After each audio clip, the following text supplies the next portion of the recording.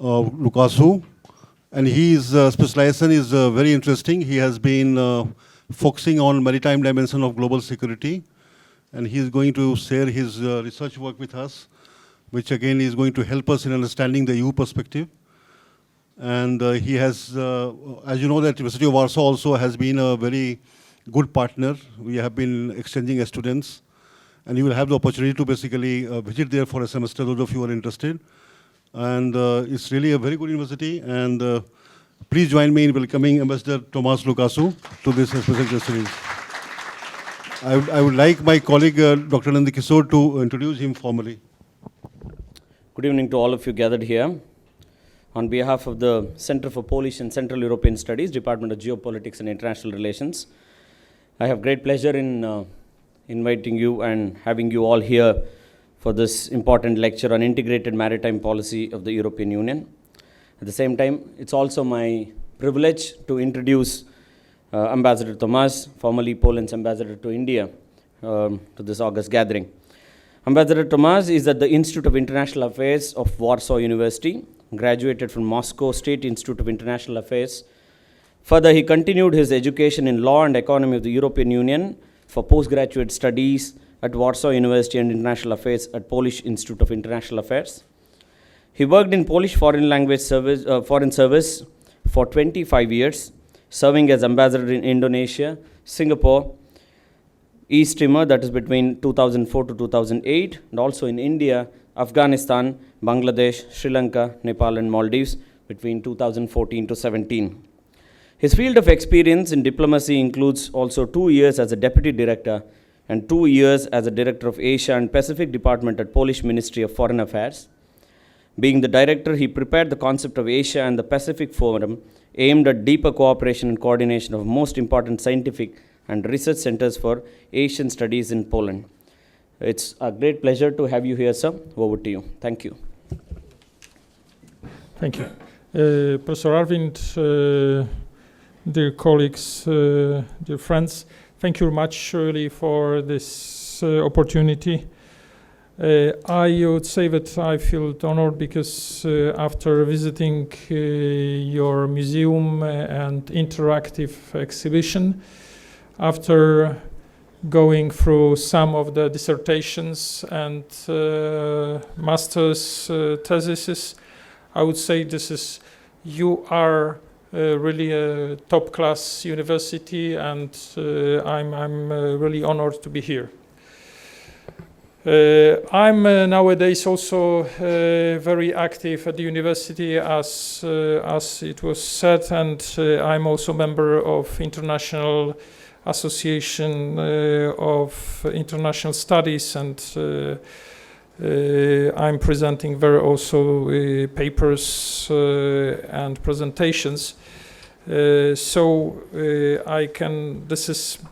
Let's say my judgment is based on my experience during the last 2 years, dealing with the best experts and professors from around the world. And really, I'm glad that I'm here, and I'm glad that for the last 9 years we have cooperation with your university. So this is really an honor and pleasure, and I hope that we will have more opportunities to entertain. So the topic is integrated maritime policy of the European Union. Certainly, I should tell you what is the relevance of the topic. Then I should speak about the history of the topic, of the concept of integrated maritime policy. Then I'll tell you what does it mean, green paper. Then about the consultations within the European Union leading to the publishing of Blue Book, and then after Blue Book immediately appearance of the integrated maritime policy. Why is so important integrated maritime policy nowadays for India? I mean, for India as well. First of all, we are the biggest trade partners for India, 92 billion US dollars last year. And there are many Indian, not only scholars, but tourists coming to the European Union. Last year it was 3 million tourists from India coming, also visiting beautiful seasides of Europe, because as usual, as you know, in the history of humanity, the biggest cities are always on seaside, and you can probably tell me about not only Indian cities on the seashore, but also the European biggest cities on the seashore. So relevance of the topic is also that if you look at the map, so you will see that how many ports you will have in the European Union, and I can tell you, you will not imagine how close we are with those ports to you, to India, because 95% of our trade between India and the European Union, it goes through those ports. If speaking about India, majority of our exports, certainly this goes through Mumbai port, but now it's changing. There are many other ports like Kolkata or Chennai and Munro receiving the goods from the European Union. But certainly, if you would like to have those goods being transported in a safe way, you should secure the strategic lanes, of communication. And those strategic lanes of communication, they go through Indian Ocean, up through Suez Canal, up to the European Union. And those security lanes of communication, they are very, very important. We have special nowadays, for the last 10 years, we have a special operation called Atalanta. This, together with India, the European Union navies, they are taking care of the security of those strategic lanes of communication, because without that security, you cannot have French cheese or Polish apples. That's impossible. So, because if we don't care about the security, so probably Somali pirates will eat French cheese and Polish apples, not you. So those ports are, believe me, very, very important. But certainly, if you are speaking about the ports, we have to remember about something which we call environment and biodiversity. If we have such an intense traffic between our ports, if we have 95% of trade going through those ports, it means we have also a lot of challenges linked to the environment. If you can see, we have marine regions in Europe, very diversified. We have very warm seas, we have very cold seas, but all of them are very important, and we have to take care of them. And we have to remember that this is transporting goods. It does mean that we have also take care not only the physical security, but also environmental security of our transportation. For the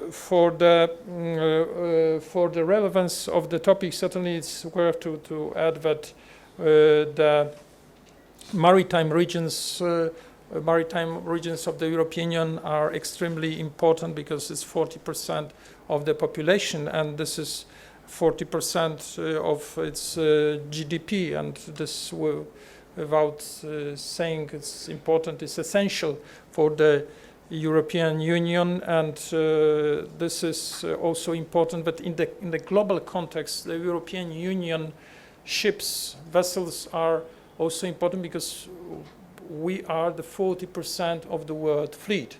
So it means that if something happened to our fleet transporting the goods between the European Union countries and India. So it might be cause the problem considered as a global one, not a local or regional one. If for us, for the countries of the European Union, all that was spoken during the third conference on the international law of the sea between 1973 and 1982, with the result of the United Nations Convention of the Law of the Sea, is extremely important. And just year after that conference, we introduce a common fishery policy, because this is what I said. This is not only about the physical security, but also is about the security of the oceans, of the environment. For us, that common fishery policy, it was only the first step towards something more important, and certainly after the first conference of the World Summit on climate change, and in 1992, and all the let's say agenda for the sustainable development with the goal number 14, plus the special report published by the Independent World Commission on the Oceans in 1998. So it was a clear signal for all of us, and especially for the European Union, that we have to look at the, say, so-called security in a wider sense than before. Because security before, it was only physical sense, and this was we experience that physical sense of the security during World War I and World War II. But after those two world wars, our knowledge about the seas and ocean, our knowledge also about the technologies to take profits of those oceans certainly developed, and we certainly also came closer together. I'm not only speaking about the European integration process, but I'm speaking about the transportation and all the technological developments in maritime affairs. So, if speaking about that sense of the united policy and necessity of the united policy, we have to take a look also at the challenges pointed out by the World Commission. So it was directly said that we have security, we have equity, we have economic values, but also public awareness, and last but not least, ocean governance.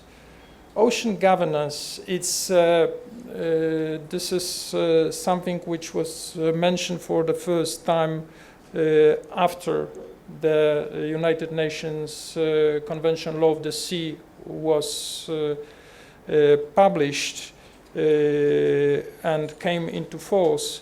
You will not find the proper definition of ocean governance. You will not find anything about this unity of all those elements of the security, because United Nations Convention Law of the Sea, it was, the continuous debate which started, as you perfectly know, in 1930 in Den Haag Conference, which failed to produce anything for the maritime affairs, and that's why that convention is, I would say, quite static and already old-fashioned, especially for you. and it does not take into consideration, let's say, the modern state of the maritime affairs. But at the same time, if you take a closer look at the United Nations Convention on Law of the Sea, you will find some articles which are, let's say, predicting that the next generation would like to change something. I mean, there is a space for amendments, but I'm not surprised that nobody dared to change anything in the United Nations Convention so far. There was a discussion, but it's like with the reform of the United Nations and the Security Council. There is discussion going on that all the documents and the San Francisco Conference and the Charter of the UN is so outdated and old-fashioned. Something has to be done, but it's not. But as a majority of international lawyers are saying, you cannot put everything into the Charter of the United Nations. You cannot put everything to the constitution of the particular country. It's impossible.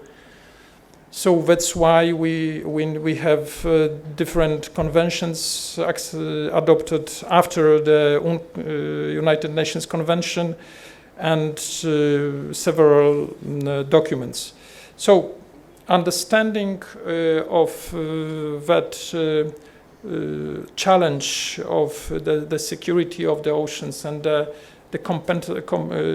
areas which overlapped each other. I'm speaking about the security, I'm speaking about the blue economy, I'm speaking about environmental issues. So that awareness led the European Union to something important, to have, let's say, to start the discussion after the enlargement of the European Union in 2004. As you know, Poland, together with other 9 countries, became a member of the European Union in May 2004. And at that moment, it was the start of the discussion about the, let's say, some set of rules, regulations, the policies which are crisscrossing not only countries but the regions. Because for the European Union, if you take a look at the European Union structure and the European Union philosophy, is the most important are local communities and the cooperation between transborder, cooperation between local communities, transnational cooperation between communities like yours, because there is a deep understanding that without it, the European Union understanding and the European Union success can... Did I do something? No.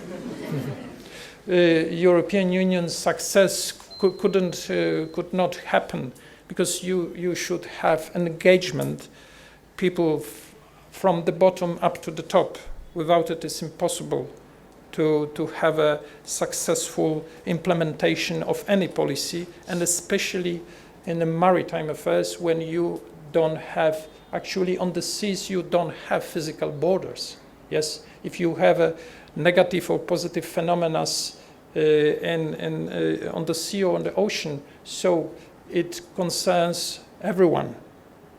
Yes, if you have a thunderstorm, you cannot stop it at the border. If you have a flood, it's always somewhere. And not speaking about the pollution and what's going on now, and the rise of the sea level and climate change. This is something which is global, and it concerns every one of us. So the discussion started, and what the European Union did was the publishing of the Green Paper. The Green Paper was the first step for conceptualizing something which is to be a maritime integrated maritime policy. It was based on that green paper was based certainly on Lisbon strategy for economic development, and also based on the United Nations implementation of the World Summit on Sustainable Development. It was also the part of something we called this the strategy of cohesion is also important for the European Union. And what was that green paper? It was food for thought for everyone in the European Union. I'm speaking about not only government but non-governmental organizations, all the members of the society, just to speak about the future of the seas and oceans within the European Union, and about the benefits we have from the seas, and about what could happen when we, let's say, in this generation, we took over all those benefits, and will be over-exploitation of the natural resources of the seas. I'm not speaking only about the non-living but living natural resources. I'm speaking about the fishery. I'm speaking about oil and gas exploitations, and many others. So the awareness of the let's say the overlapping interests of certain groups was there as well. I mean, it was mentioned in the green paper, because it's like every town like yours, there is always dilemma. What is the recipe for your success? Should you be continuous, let's say, the center for education, or somebody decided to invest here to have a shipyard or to have a resorts or something like that? But this is the problem. But the interests of your community actually were not similar to the interests of big tycoons. If they would like to have a big factory here or a big shipyard, so it could contradict your interests. And not speaking about those who would like to, next to the big shipyard, would like to have a big resort. So this was the idea, how to meet the interests of all those members of the societies of the European Union countries, just to make the use of seas and oceans efficient. Yes, efficient and sustainable. Efficient and sustainable. So after green paper was published, so certainly the big consultations started, and the response was from many, not only countries but organizations, governmental, non-governmental, from individuals. They were writing, because it was an open debate, they were writing to the European Commission, and to, let's say, to express their views or what was in green paper. And as within those, let's say, responses, what you can find that, first of all, decision-making process is slow. Something you haven't heard? Yeah. Decision-making process is slow, because this is a matter of the decision, yes, because you have, let's say, this is about what kind of profile of development to choose. The synergies are not exploited. I mean, the synergies between the stakeholders within the maritime affairs.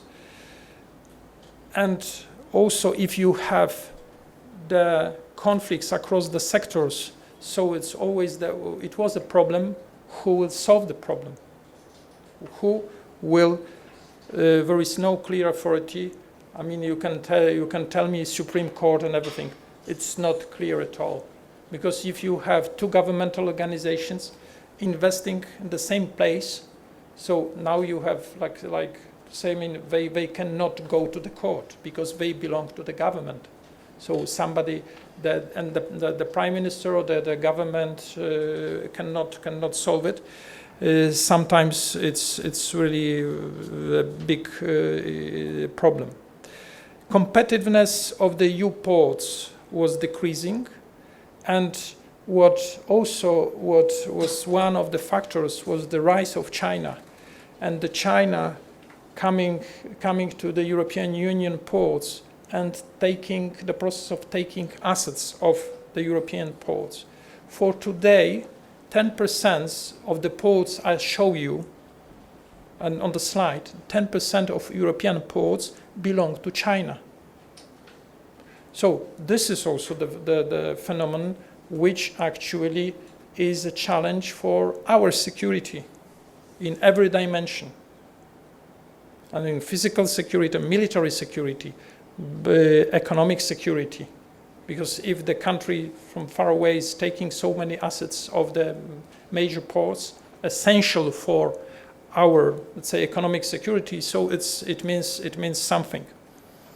So, if speaking about other challenges, so one, this is the phenomenon, but not only concerning the maritime affairs, but in other sectors. So it's the lack of skilled labor force for maritime professions. And this is really a very serious challenge. The collection of data is also important, and it was until the integrated maritime policy wasn't introduced, so there was no integrated collection of data. And certainly, last but not least, sea pollution, which was becoming a real problem for the European Union countries. So in Blue Book was published after the debate, and in the Blue Book the action plan was presented. So as you can see, this is the, let's say, something which we found already within the discussion. I mean, the sustainable use of the oceans, of the seas, and knowledge innovation base for the maritime policy, quality of life in coastal regions. Quality of life, it means, let's say, the investments, the proper investments, also for the social life and the living standards of people living in those regions. Promoting Europe's leadership in maritime affairs and visibility of maritime Europe, because visibility is also very important, as you perfectly know. So after Blue Book was published, immediately after that, the integrated maritime policy was prepared and approved in December 2007 by the Council. Yeah, because you have European Parliament, you have European Commission, but the highest authority in the European Union is the Council. The Council means the gathering of all the heads of states and governments of the European Union. So the main goals, as you see, were in integrated maritime policy document. So it's, as it was discussed in the Green Book and the Blue Book, this is on now the executive document. So especially it's if you can see very much stress is put on economy, blue economy, because you have aquaculture, you have fishing, you have the infrastructure development of coastal region, you have shipbuilding, and together with blue economy you have environmental issues. As you can see, the indirect sense there is no security itself, because the philosophy of the European Union bureaucrats and academicians was that you can, like neoliberals are saying, that if due to the interdependence, which the theory you know by heart, so this is the most important element, I mean, to have developed economy and to have those interdependent mechanism of protection and development of the economy itself, with certainly with not forgetting about environmental issues. But I can assure you that European Union does not forget about the security itself, because, as I said, our navies are intact and our navies are very active and in Indian Ocean region, cooperating also with Indian naval forces. So the success of every policy, as I said in the very beginning, is if you introduce it at the regional, sub-regional, national and local level. Without it, this is really not. It could be delivered and introduced. So about those strategies, as you see, there are plenty of them, and I can assure you there are some. If you dig into IORA proceedings, you will find also strategies like those introduced by the European Union. And what is interesting that those let's say documents are accepted at the level of Council, then they were accepted at the national level by every country, and every country then accepted at the local level. So every, let's say, it's like you can say that like I could say India, you can have a government could accept it, then it going to the states, and then even it goes to the level in the European Union. Sometimes it goes to the level of, you call it panchayat. So this is going to the level, even every community has its own strategy, taking into consideration all those strategic goals designed by the European Union. So if you, just to make it easier to let's say to understand, so you can have it here. You have the major elements of the integrated maritime policy, and one by one you can see that this is environment, this is job skills, this is observation, this is data, marine resources, so everything is there. But next slide, as the last one, is even more complicated, but because it's showing you how complex it is. I mean, it's a real sense of integrated maritime policy, and how many actors do you have, and how many elements you have to take into the consideration that you have all the elements from the maritime affairs.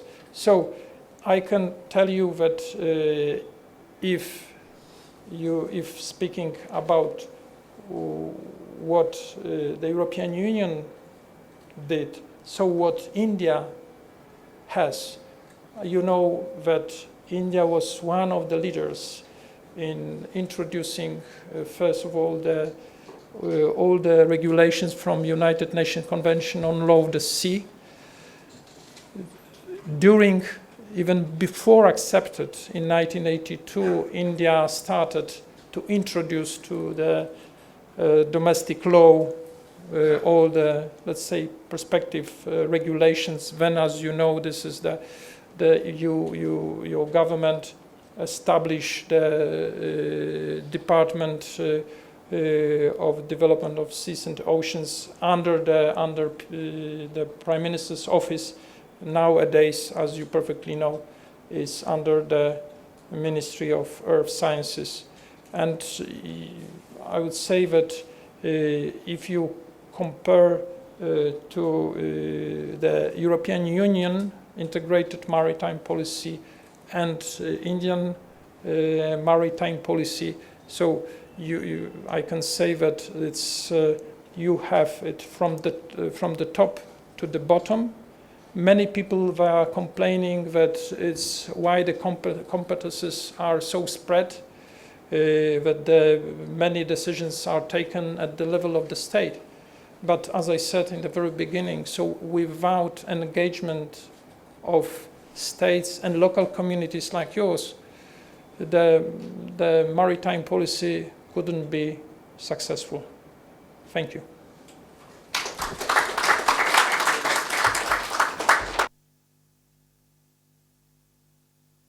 So myself Utkarsha Mahajan, I'm from Mumbai, and I would like to ask the question, you mentioned about China's increased presence in European Union, and if you see it has also introduced the Polar Silk Road. So when it comes to the extended neighborhood, being the extended neighborhood of Arctic Council members, so how do you see EU can play a role being the neighborhood of the Arctic Council members and basically the ports that will be built in the near future? Good evening, sir. Thank you for your presentation. I'm Purnima, a student of this department. My question is, since we see a lot of reports for citing the root causes for piracy in the Somalian region is dumping of toxic waste by various industries, including that of European countries. What is the legitimacy of such reports, and if it's true, then what is European Union doing about it? Thank you. Good evening, sir. My name is Alina. I'm from this department. I'm a second year. So I had a question for the Baltic region security. So a few of the Baltic countries like Estonia, they want US involvement in the backing of Baltic region security. So is it going to affect relations with the EU? Yes, maybe. Thank you. Thank you very much for all those three questions. China and the European Union Arctic Council, yes, I mean China is more and more present in the European Union, and where I would say you see the countries tempted in Asia and Africa by China, by BRI, and there are also countries tempted by China in the European Union, and let's say we have some challenges linked to that temptation. Arctic Council, yes, Arctic Council is a very important element because for our security. We have, unfortunately, we are doing our utmost, I mean, speaking about the European Union, to protect the North Pole from being, let's say, from becoming, first of all, the battlefield, then all the oil and gas field for Russia and China. As we know, there is an international convention accepted by both of them, but as it is with law and other law regulations, sometimes the countries, they put their signature on them, they accepted it theoretically, and then in practice they don't really care, and they are not follow the regulations.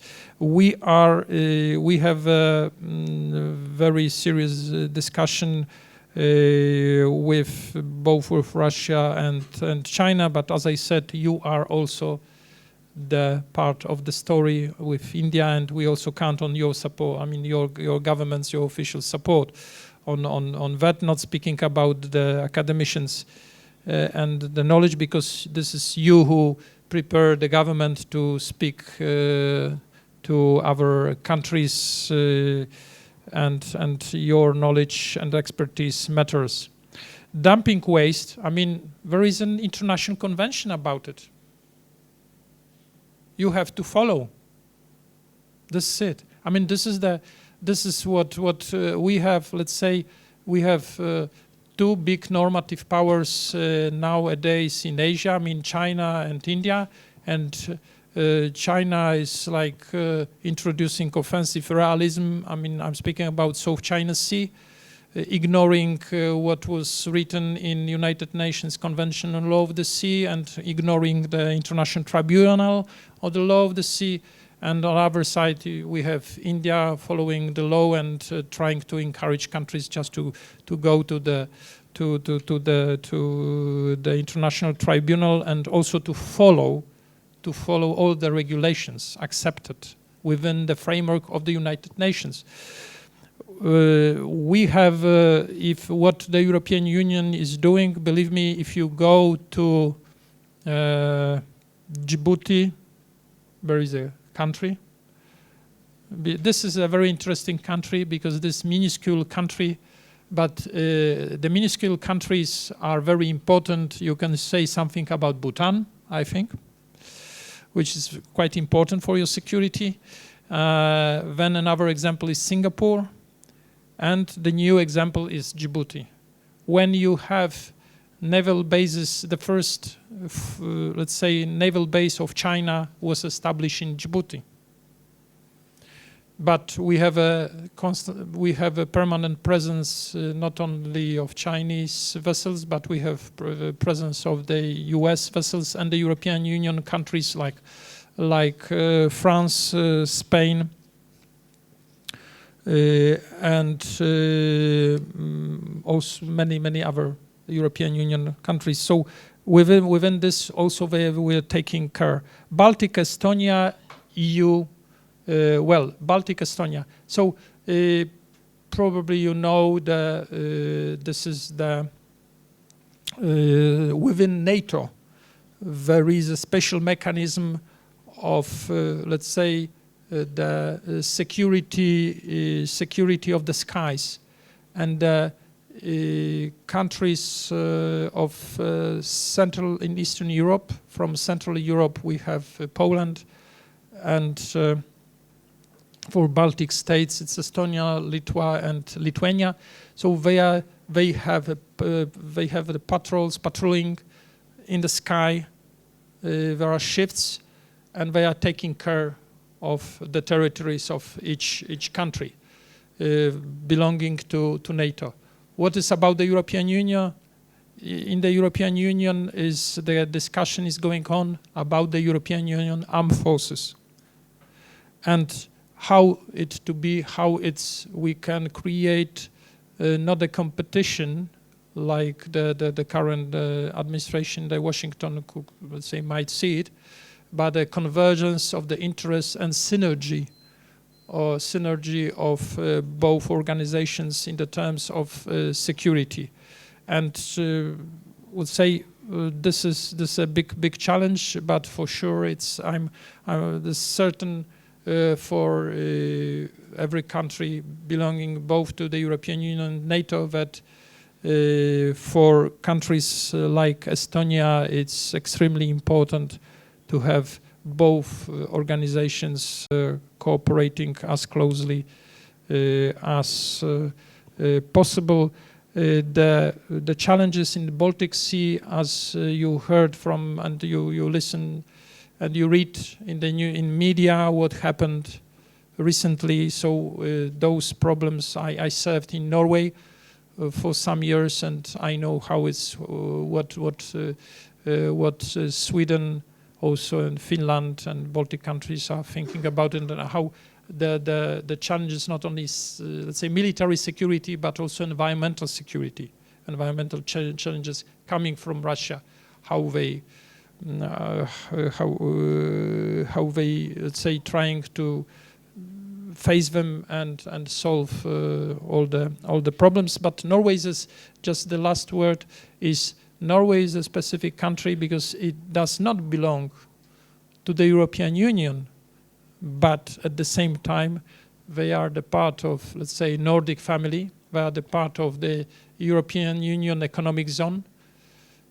Yes, and actually if you take out all the political, let's say, issues from the European Union cooperation, so Norway, I would say, belong to the European Union in 50%. Thank you. My name is Rohan, and so I would like to ask you here, like, how big a role do you think climate change would play and the rising sea levels would play in the further changes in this integrated maritime policy of the European Union? Or have those factors been already taken into account when this was crafted? Yes, thank you. Thank you very much for the question. Well, it was climate change and rise of the sea level was taken into consideration, but I would say this way: only in a few countries like Netherlands, they started to prepare themselves to a serious rise of sea level. I mean, I'm speaking about the system of dams and everything. I'm not speaking about the very ambitious plans of the European Union to decrease of the CO2 emission, because they are most ambitious, those plans and those limits are the most ambitious in the world. But the European Union are not among the 3 biggest emitters of CO2. We know who is, I mean, especially 2 biggest emitters of CO2. I mean, I'm speaking about US and China, and one of those countries withdrew from Paris agreement. So this is really a big challenge. So climate change. You probably saw the map of what could happen in next 10 to 20 years with the temperature rise for 2 degrees. How many territories of not only your country but the European Union could just sink, and this is it. It's also about Poland. We are predicting that if it's so fast, I mean climate change, so we can lose 10% of our territory, and this all the biggest ports and on the seaside in Poland can in 10 or 20 years who found themselves under the water. So certainly we have to do something. This is not only a simple integrated maritime policy, this is also about climate change. And the European Union is one of the most active actors in the climate change conferences. And if you take a look in which countries the climate change summit took place. So, for example, Poland was the host for 3 conferences. And many other European Union countries, they also took that topic in a most serious way possible. for you, as you know, this is a matter of the rising of sea level 1 or 2 meters. So you are on the hill, so keep calm. Thank you. So let me acknowledge students and my colleagues that it was really a great learning experience for all of us in listening to Ambassador Tomasz Lukaszuk's lecture on a very complicated subject of global commons. As you know, there are 3 global commons. One is the maritime issues, maritime domain. Second is the outer space, and third is cyber domain. And all these 3 domains become so pertinent for geopolitics scholar to understand the complexity part of it. And he made us so simple in terms of explaining the EU perspective on this aspect of the global commons on maritime domain. And obviously, there are still a lot of questions which have to be answered. And this is the only way by which we can understand these many complexities of global commons from each other's perspective. So please join me in thanking Ambassador Tomasz Lukaszuk for his excellent lecture. Thank you very much.